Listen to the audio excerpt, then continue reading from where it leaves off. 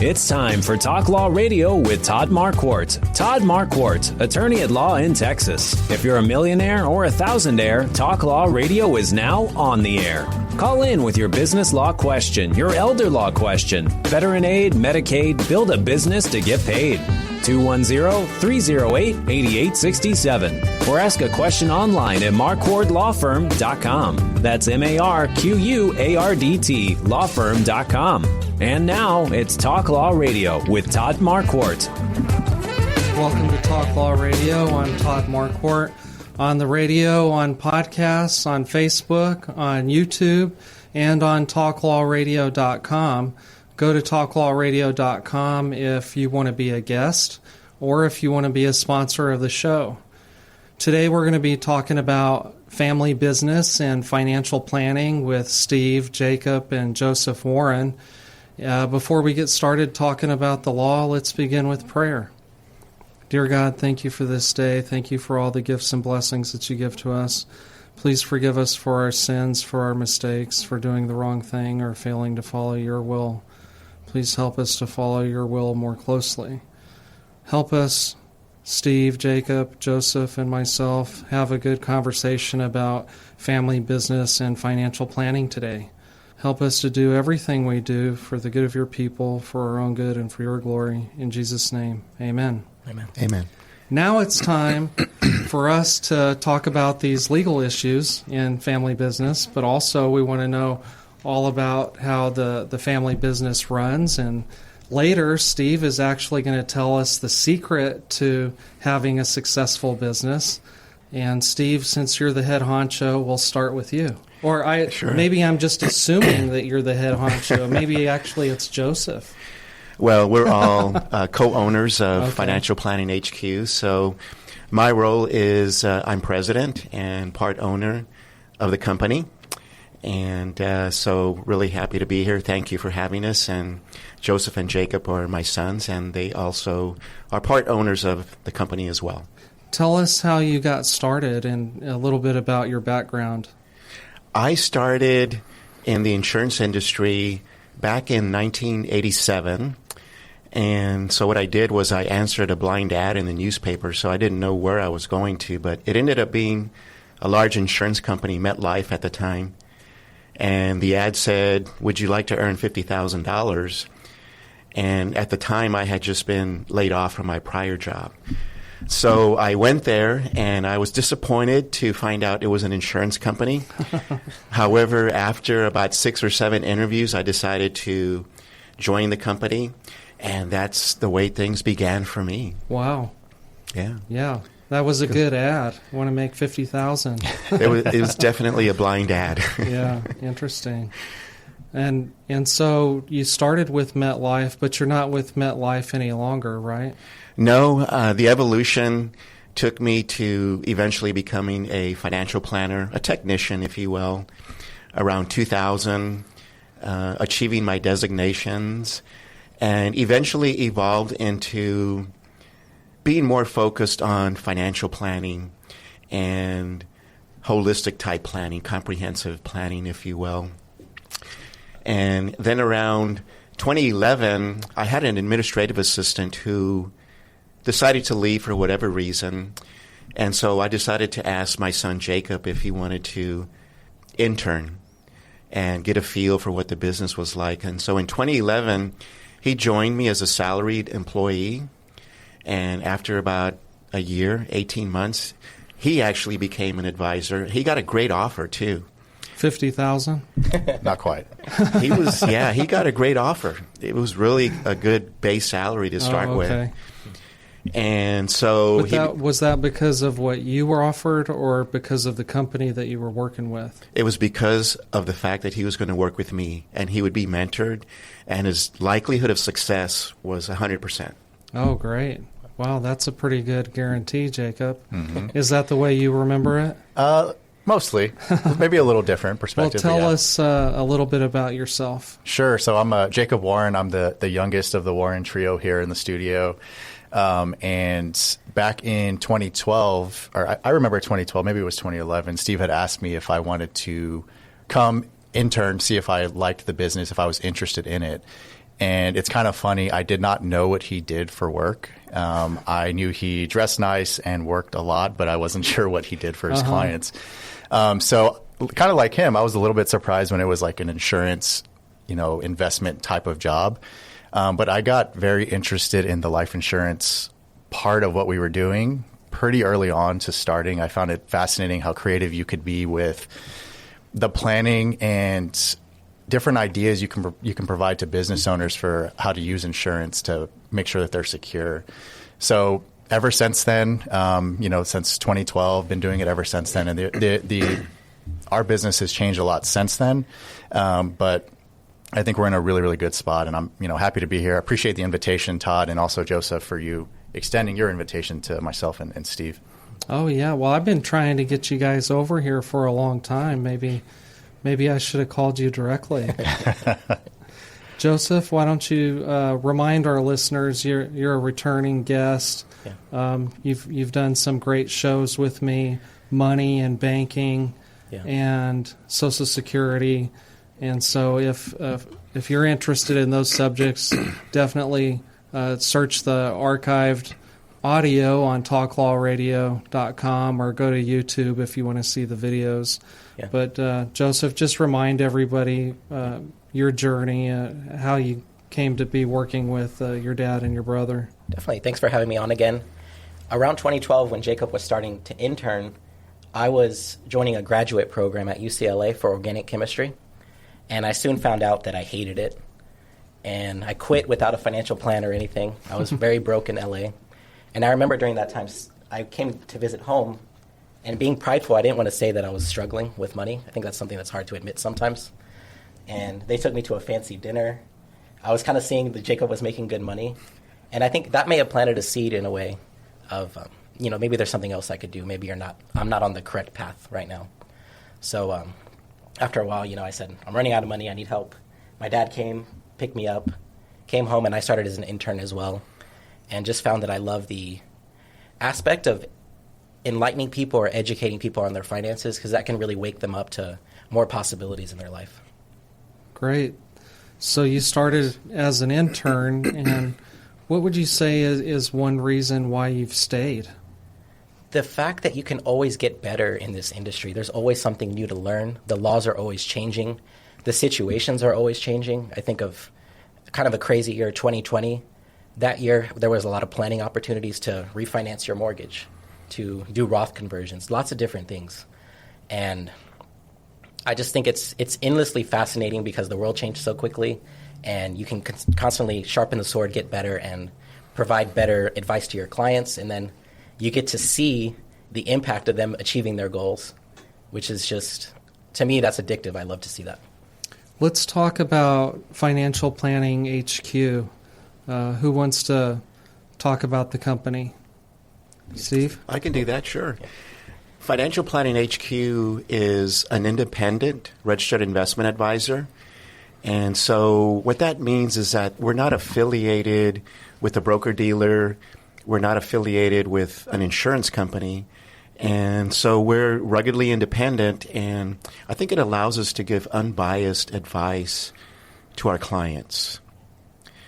And as I mentioned before, we're all owners, and we work with financially successful people that have things in their life that are more important than money.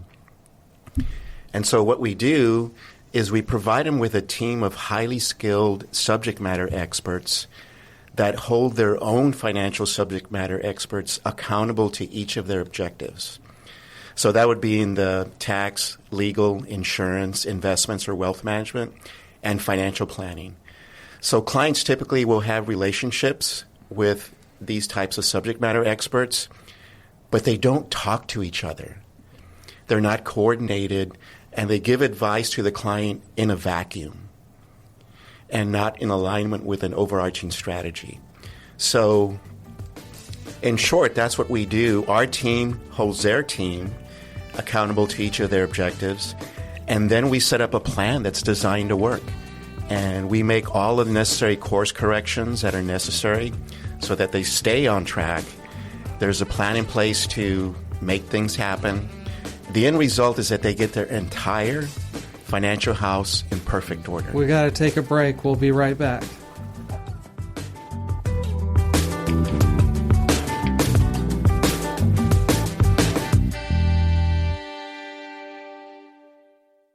Are you confident about your financial future? What if you had a clear financial roadmap and a team holding you accountable to make the best financial decisions no matter what? At Financial Planning HQ, Steve and his sons, Joseph and Jacob, have been helping San Antonio families since 1987 with inspiring, intelligent financial strategies. Whether it's achieving or maintaining financial independence, becoming more tax efficient, or building business wealth, we create a comprehensive, written lifetime financial strategy that's uniquely yours, based entirely on what's important to you. Don't leave your financial future to chance. Call Financial Planning HQ today at 210-685-2722. That's 210-685-2722. And take the first step towards financial clarity. That's Financial Planning HQ, inspiring financial strategies for San Antonio. Remember, 210-685-2722. Welcome back to Talk Law Radio. I'm Todd Marquardt, on the radio, on Facebook, on YouTube, on talklawradio.com, on podcasts everywhere. You can find this show there as well. And if you're interested in some line of law, if you're confused or frustrated by regulations, send me an email at host@talklawradio.com. That's HOST@talklawradio.com. I'd like to investigate what's frustrating you and talk about it on the radio. Jacob Warren is one of the three Warrens here with me today, talking about their family business, Financial Planning HQ. Jacob, I'm interested in what are some reasons that somebody should fire their financial advisor right now?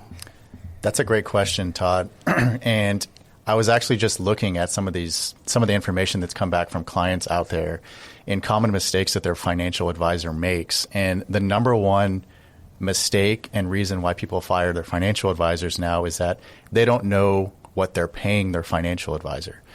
It's interesting that in finance, you don't necessarily know what you're paying your advisor, but every other thing that you go out there and buy, you go buy a car, you hire a CPA, you go to the store, the price is right there, you know exactly what you're paying, but it's the opposite in the financial world. So that's something that we're very transparent at with our clients, is they know exactly dollars and cents what they're paying us. And I think that's a huge value add.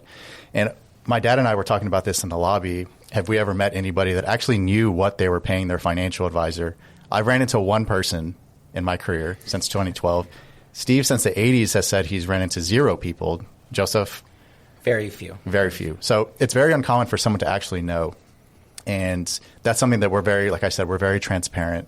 Some of the other reasons we're taking too long to complete tasks, more than a week, using industry jargon, stuff that nobody would know unless they were in the industry. Not considering a client's values is a big one. And that's something that we go through in our initial process, is we find out what's important about money to all of our clients. And that helps drive our recommendations to them. And so, it's funny you say that, because I went to an advisor one time, and I discovered right away that his value was that I retire. He said, "When are you going to retire?" And I said, "I'm not going to retire." And so right off the bat, I don't like this guy because he wants me to retire.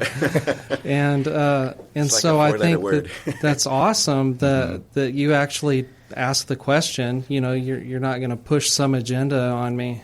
Right. Yeah, that's just a part of the process, is we take everyone through and we figure out what truly is important to them, and that really guides our recommendation process. Okay. Joseph, what do you think makes you different than everybody else? The fact that a lot of what Jacob said, right? The fact that we start with values, but... Well, what makes you different from Jacob? What makes me different? Very different personality. We did personality tests, and mine was on the opposite spectrum. We're polar opposites. That's why we get along, I think. Okay. Yeah. But no, Jacob's great, a great person to work with, and we've seen that play out with many clients like I was talking about. I love to see clients win.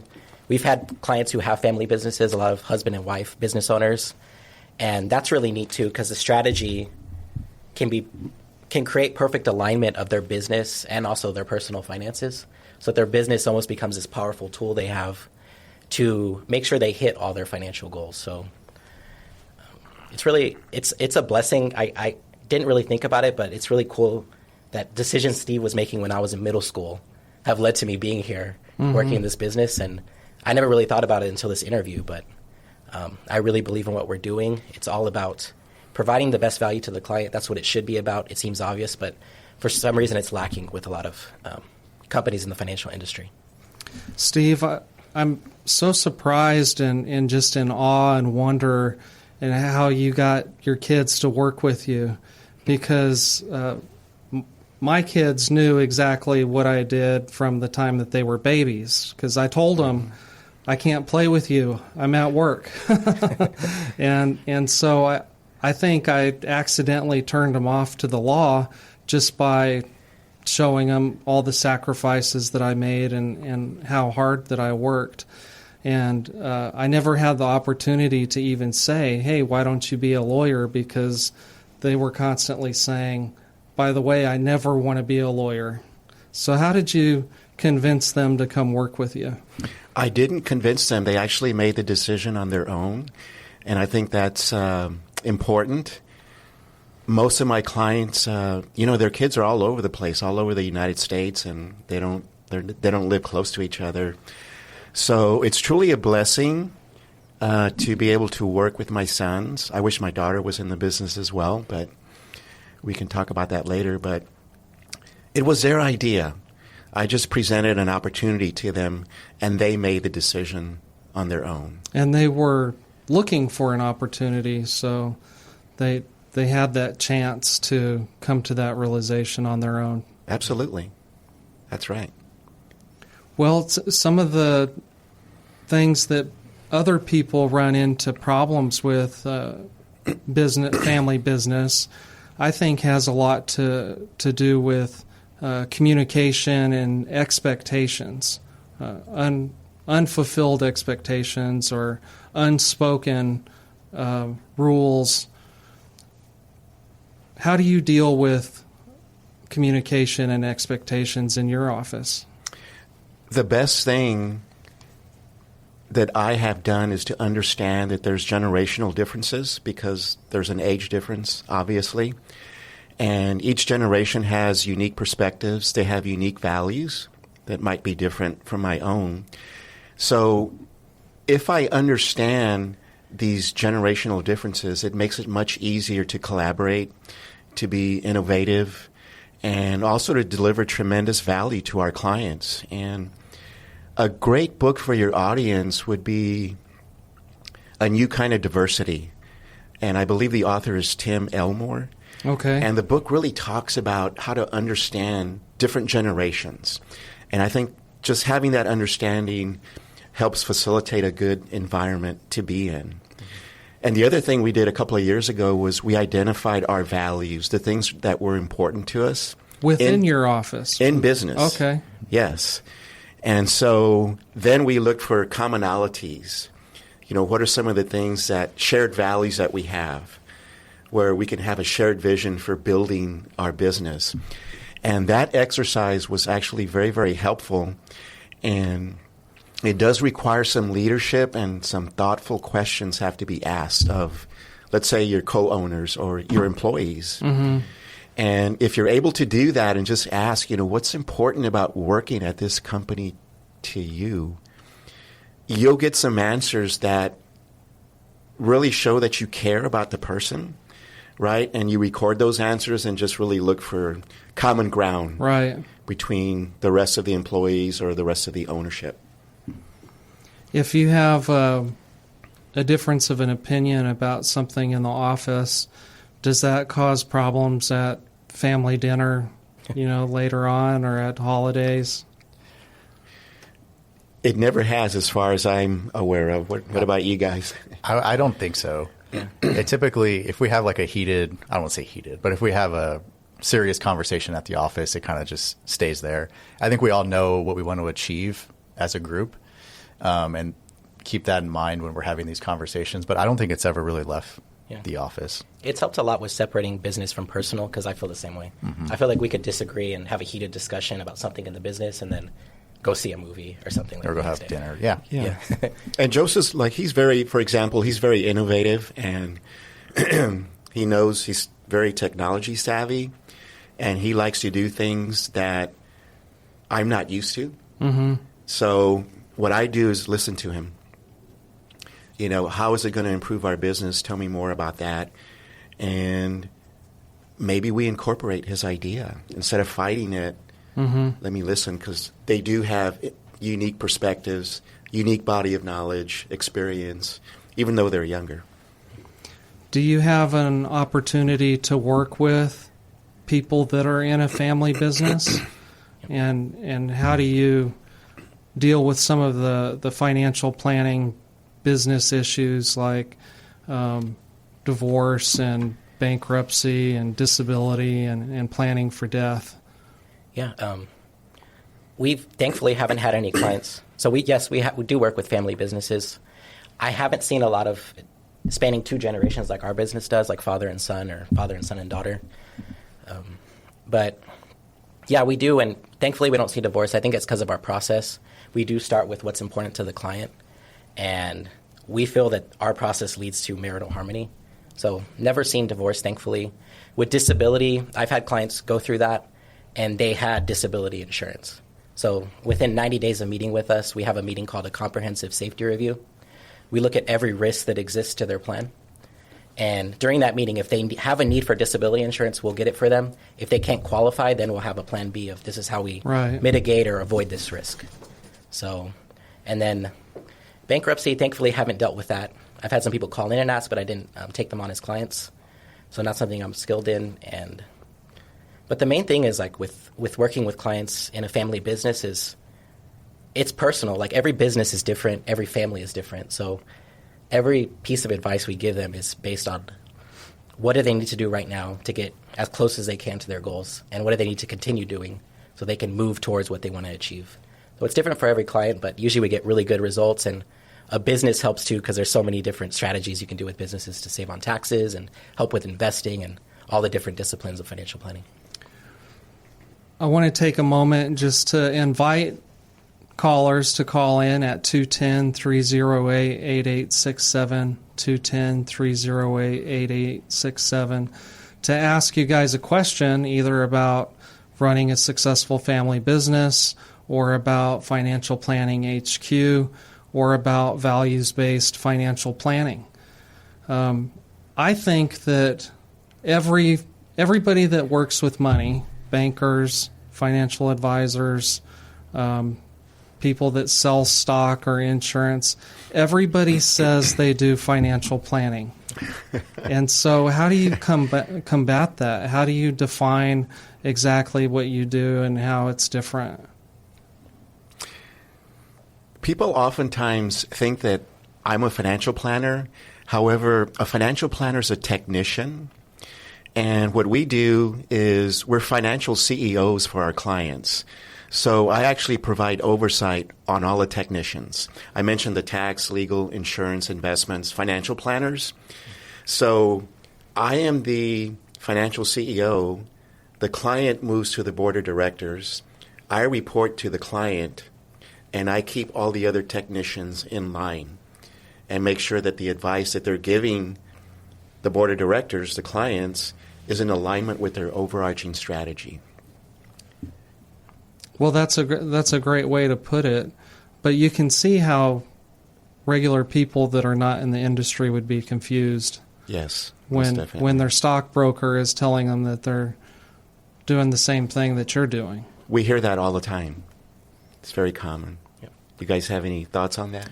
Yeah, I would say that we ask our clients to bring in their current financial plan to the meeting for us to look at, and it's usually 1 to 5 pages. It just has like their net worth on it. It's not financial planning. It's a very low level of financial planning. If anything, it's just like a landing page for money they have, net worth, things like that. Mm-hmm. What we do is very much deeper than that, and we use that to give recommendations. So it's not just, financial planning for the sake of financial planning. It's financial planning with a purpose.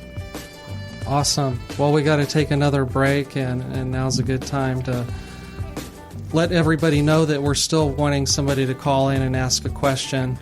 210-308-8867. Be right back.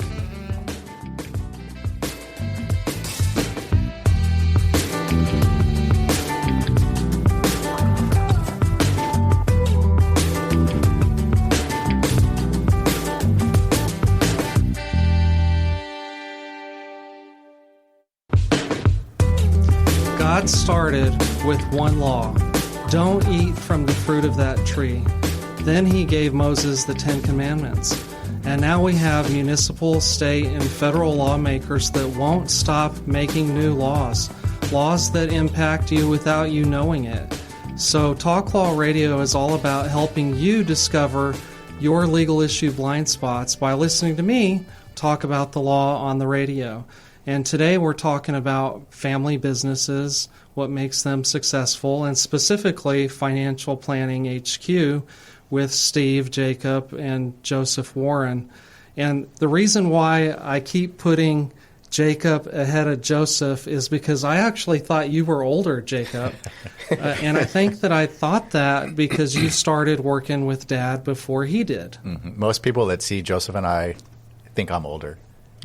So I'm Just sorry about that, Joseph. I just assumed. I didn't know you were actually older. Not I if would have it put always your happens. name first. It's good. Yeah. We're at the age He now likes where- to look young. Yeah, we're at the Okay. age now where it's good to look younger than Yeah. than older.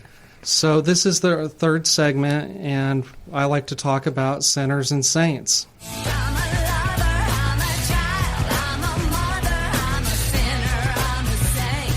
I do Steve, not do you know this song? No, it was popular in the 90s, Good song. and so I was in high school in the 90s, and that's why I chose that song for Sinners and Saints. Sinners and Saints, yeah. But it comes from my religious background. I'm Lutheran, and Martin Luther said we're all sinners and saints. We're just absolved because of what Jesus did for us, dying on the cross and saving us of our sins. So when I talk about sinners and saints, it just gives me an opportunity to talk about Jesus. But I try and find somebody in the community that's doing good things and maybe somebody that's been accused of doing bad things. And so, Steve, I'd like to hear your thoughts on who's doing good things in the community right now. Oh, sure. I have a colleague. His name is Mark Wittig, and he founded Executive Book Review 12 years ago. And Executive Book Review is where people get together and without any sense of being appraised or being judged in any way, we evaluate a book and people just get to think about important issues of our time. They could be social issues or economic issues, whatever it might be. And so when we get together a couple of times a month, people really get to express the things that are involved with whatever book we're reviewing. For example, on February the 19th, we're going to review I Shall Not Hate, which is a book about a doctor who actually grew up and still lives in Gaza. And he's actually going to be zooming in for the Wow. meeting. He's the author of the book. And it's really a doctor's journey and what he has been through. If you can just imagine what that situation is like in Gaza with, different terrorist groups and all of that. And really the secret of the book and what he learned is that it's sort of like the story is necessary that he wanted to tell because there's no room for hatred and being vengeful. And for somebody that experienced all the things that he did, that's really something that is just, it's so needed in our world today, right? Even though people disagree, you can still get along, right? But Right. we don't see that a lot. The other thing that Mark did was Town Twin Village, he got a lot of wealthy investors together, and there's a campus on the south side. It's 17 acres or so, where there's individual housing units. They're about 800 square feet. The place is self-contained, self-sufficient, and the most vulnerable homeless people live there. They have to go through a due diligence process, but just imagine the impact that he's having on the most vulnerable, where they go from being homeless to actually having the dignity of having a place to live in. Right. Awesome. So he's really had a great impact on the community, and it's the first person I thought of. That's great. Yeah, and is that called Town Twin Village? It is, yes. Okay. Yeah, I looked it up after we talked on the phone. And what I've been trying to do since Thanksgiving is collect thermal long underwear for cold people to be warm. And Wow, yeah. Shannon, a friend of mine, and I collected enough long underwear to help 76 people get warm. Very nice. Yeah. And so my next venture in warming people is sock hats. Yeah. I'm going to start collecting sock hats because I discovered that I have a bunch. I have one in each pocket of my jacket that I walked in with today. And so I thought, you know what would make people warm is a sock hat. And so my mission this year is to make cold people warm again. Very nice. Awesome. Yeah. Todd, I wanted to mention that if your audience would ever like to go to Executive Book Review, they can sign up executivebookreview.com, and Great. they will meet fellow lifelong learners. It's a great group. Is that in person or? It's in person, Oh, yes. really? Yeah. And so do you meet in a very big location where people are always coming in? We meet at Mark's building. It's called Wittig's. It's over there by the Pearl. Uh-huh. And usually the meetings are held there in a kind of a big, not conference room, just a big old, pretty large room. Okay, great. Thank you for mentioning that. Sure. If you want to call in and ask Steve, Joseph, and Jacob a question, call 210-308-8867. They'd like to offer you a discussion and maybe even a book called Values-Based Financial Planning. Steve or Joseph, do you want to talk about how you use that book to help people? I'm going to go with that one. Absolutely. So the book really describes our process in a lot of ways, but our first step in the process is to send people that book for free, and then we have a 20-minute phone consultation with them going over the most important parts of the book. So we actually get on the phone and ask those values questions. What's important about money to you? What's important about security, making a difference in the community to you? And really get deep with them to show them how it works. We drill down on one goal that they have, and then if it resonates with them, if it's a good fit for them, then we invite people down to the office and we can do a full financial roadmap with both spouses. And then if it's still a good fit for them, then we make the offer to work with them. But that's our process. If you want a free book, you can, talk to Todd or give us a call. Well, they can call you. You want to give them the number, or do you want them to email you, or how should they contact you? I think since we're doing this shared, we could just do an email. So we can do Steve's email, Steve, STEVE, at financialhq.net, and we'll get you scheduled for a phone consultation. Okay, great. Steve at financialhq.net. Mm-hmm. Great. Years ago, Jacob, I don't know if you remember this, you and Joseph met with me at one of my old offices. Yeah, with your brother. And we looked at the book, and then the book contains this giant poster that we opened up on the conference table, and it goes over the steps for financial planning, and nobody had ever done that for me, and I still think about that. And now I've read most of the book, but what I learned from that experience is that my basic paradigm with money could be further refined. But before that meeting, I knew that I needed money to pay my bills. I knew that I needed to save money in case of emergency or disability. I knew that there would be probably a time when I was old and unable to work because doctors have figured out how to keep us alive for such a long time that usually there's a time when an older person's not able to work. And then after I pass away, that whatever money I have left would go to my kids or my beneficiaries. And so I just had that very basic understanding that I would work my whole life to earn as much money as I possibly could to cover all of those things. So if you were to have that conversation with me again, knowing my basic understanding of money, how could you help me further refine my philosophy?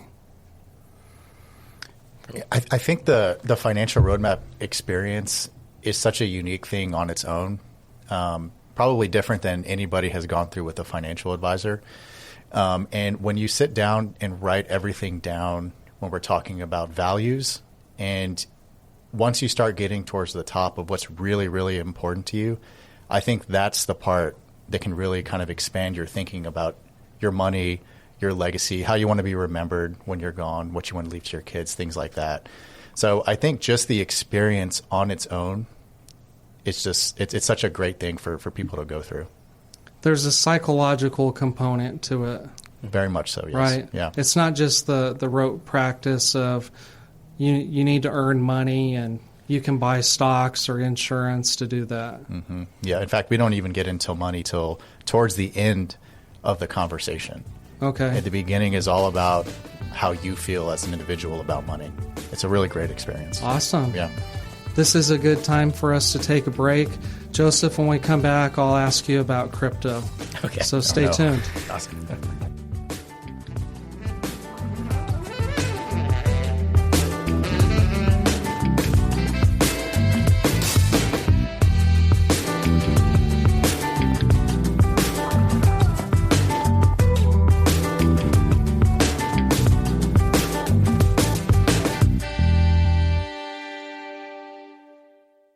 Are you 100% confident that no matter what happens in the financial markets, economy, or world events, you will achieve your financial goals? If not, we have a process to get your financial house in perfect order and keep it that way forever. Your financial future shouldn't be a guessing game. Planning, advice, organization, and accountability are deliverables you should expect. For over 35 years, Financial Planning HQ has been San Antonio's trusted partner for comprehensive written lifetime financial strategies. Steve and his team, including sons Joseph and Jacob, don't believe in a one-size-fits-all approach. Instead, they create a personalized financial roadmap for you based on what's important to you. As an independent registered investment advisor, they're not tied to any big corporation's products. They work for you, creating inspiring, intelligent financial strategies that put your interests first. Call Financial Planning HQ at 210-685-2722. That's 210-685-2722.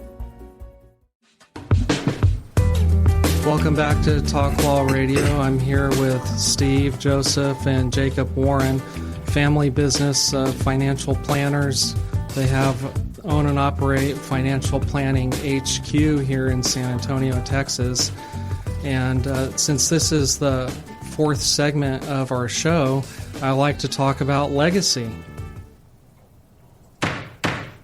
And now, it's time for the Talk Law Radio Legacy Spotlight. What's your legacy? Sponsored by Marquardt Law Firm. Joseph, I know that you love to think about and talk about crypto, and so that's what I'm going to remember about you. Will you just give the audience some basics on what to watch out for, maybe? Because there was that one crypto investment that was found to be a scam, and the guy went to jail and everything. Yeah, that was FTX. Do you mind me asking, do you own any crypto or Bitcoin? No, I'm one of the people that's skeptical of it. Like, no coin. It's just this thing that somebody invented. Yeah. Whereas gold, you can dig a hole in the ground and find, and you can hold it in your hand. Yeah. But our dollars are not backed by the gold standard anymore. And right now, our country's, I think it's $37 trillion in debt, and it's growing very quickly. So I'm a big believer in actually one cryptocurrency, which is Bitcoin. And the reason why is it has a limited supply, And algorithmically it's set up to be a scarce asset, which I think is the perfect solution to inflation, even better than gold, in my opinion. But we'll see how that plays out. But this is not investment advice. Not investment advice, because everyone's situation is different. So if a client comes to me and it makes sense for them to have crypto and they understand it, I'll give them recommendations about it. But I'm not going out here saying everyone should buy it. Yeah. You need to look at your own portfolio and how you feel about risk. And, if you want to do that with us, we're happy to talk with you about it. But we look at the big picture. It's not just about crypto or not crypto. It's about what's your strategy and does crypto fit in that in any way? Steve, will you share with us what does a bad financial planner look like? Gosh, some of the things that Jacob had mentioned are certainly applicable. If we were to ask financially successful people, what they're getting and not getting from their financial advisor, I think they could come up with one or two things that they are getting. But one thing that they wouldn't know or understand is what they're not getting. So would it affect your audience's relationship with their financial advisor if they were to discover that the advisor was using outdated technology, for example, or the software that they were using was outdated? Maybe they still use Excel sheets like they did in the 90s, right? Mm-hmm. So another thing is, has your financial advisor set up online an encrypted and comprehensive place where all of your finances are organized in one central location, where with one username and one password, you can see your entire financial life, everything, your bank accounts, your 401ks, your investments, your annuities, your life insurance, all of your real estate is in one central location, and it updates daily. And there's a vault where you can put all your important documents, like your birth certificate, your passport, your tax filings, your business filings. Everything is in one central location, and it updates on a daily basis. So has your financial advisor done that for you? Because that makes your life really simple, right? You can just pull it up, and it's all there, right, with the very highest level of encryption and safety. Wow. So my guess is that you offer that. Oh, absolutely. Yes. Every client, yeah. Okay, good. Jacob, any bad financial planner that you can think of? Any features that people should stay away from? Some general ones, yeah. I think it's... Well, let me stop you. Let Sure. me ask this. My experience with working with a lot of financial planners, being in estate planning, one of the first things a new financial planner has to do is they have to call an estate planning attorney. Mm-hmm. And so I meet with a lot of young people. And so I get to hear what their process is. And almost everybody that I've met with over the last 20 years has this risk assessment to decide, how the investment should be allocated. And so my theory, at least the way it sounds to me, is that everybody fits into one of these different risk assessments. And there might be 3 or 5 or more than that. And so once they know your risk assessment, they go to their computer, they say, Todd's in this risk assessment, buy whatever investments fit that profile. And so all the guy really did for me is meet with me, find out what my risk was, and then put it in his computer. So I don't know that he knows investments any better than I do. All he did was put my information in the software. So is that your experience? Do I have a correct understanding of what financial planning is, for everybody else? That's a great way to describe it, yeah. It's very much kind of cookie cutter. Everyone kind of gets the same portfolios. The great thing about us being independent is that we have access to hundreds and hundreds of different types of portfolios that we can put people in that are specifically tailored to their values, goals, and needs. And we don't have to sell the funds of the insurance company that we work for, just as an example. Right. And I think that's a huge differentiator. And I think with the way that the markets have changed with technology, you can get an AI portfolio for free that's probably going to beat the S&P. It's going to be a good portfolio. Right. Why would you want to pay somebody 1% to do the same thing? It's a legitimate question that I think consumers are now starting to ask. Yeah. And our industry as a whole has kind of lagged behind in terms of like innovating and changing. I think our business is way ahead of the curve there with the way that we operate, and kind of leaving that behind, doing our own thing as an independent advisors, and really truly doing what's best for the clients. Okay, Steve, since this is the legacy segment and you've got more gray hair than the other guys, I wanted to ask you first. What kind of legacy is on your mind? Do you have specific things that you want people to inherit from you? Is there something that you inherited that you would like to talk about? Or is there something else that resonates with you when you think of legacy? When I think of legacy and I think about my kids, I just see them as being kind, generous individuals. And I've seen like Joseph and Jacob grow a lot because they're now married. They have children. And I see the kind of fathers that they are and husbands. And that in itself gives me a lot of gratification. Nothing material. I really appreciate that all of my kids, including my daughter, Larissa, they are independent thinkers. And I really do it gives me peace of mind just to know that they're able to critically think whatever situation is being evaluated and come to their own conclusion based upon their values and their thought processes and the research that they do. Is that a nice way of saying that they don't do what you say? I guess in a way it is, because I don't know everything, and like I mentioned earlier, they have unique perspectives and values. And You must be a very patient person to let them go out and make their own mistakes. I've allowed them to do that because that's the way they're going to learn. Yeah. You learn through failure, and you just get back up on that horse and you ascertain what you did wrong and get it right the next time. Joseph, let's talk about your legacy besides me remembering you as the guy that talks about crypto. Yes. That was one of my goals for last year, was to get to 1 Bitcoin. I remember telling you that. And Did you do it? I got halfway there. I got to Okay. half a Bitcoin. And I think it's kind of interesting because you think about legacy as being after you're dead, but you build your legacy while you're alive. So what I've been thinking about this is if I you remember you said that. Yeah. There's a quote that Joseph said when we were working on how to leave a legendary legacy. Yeah. You said something like, your legacy is the collection of decisions that you made over your lifetime. So, I thought, yeah. that is so right on point.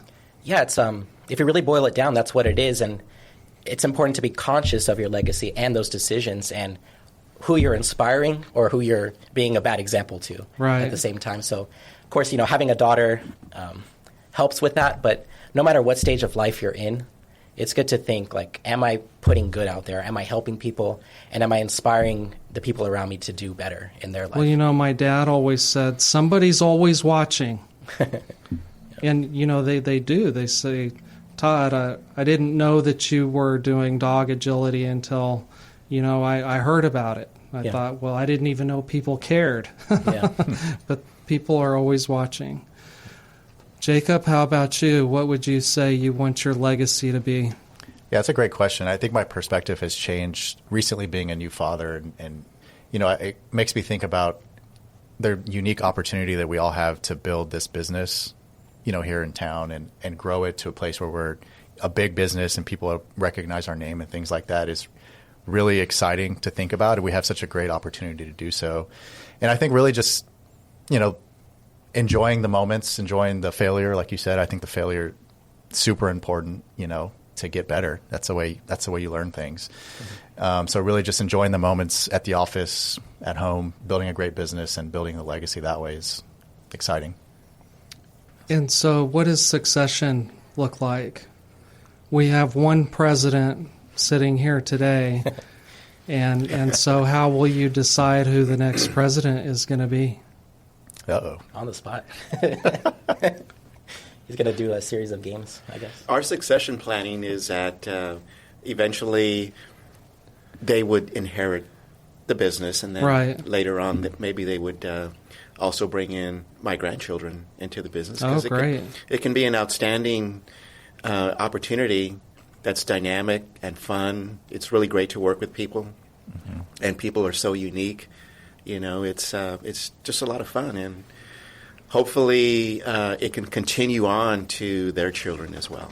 So, what would you say is the secret to having your successful business today? I think just listening is the secret, asking great questions, acknowledging the different perspectives, understanding them, knowing what my son's values are as co-owners is also helpful, and listening to their innovation, their technology expertise, all of the things that they bring to the table. Thank you And- for joining me today. I appreciate you so much. It's been a lot of fun. Thank you. Great to be Thanks, here. Todd. Talk to you Thank you. later. Alrighty.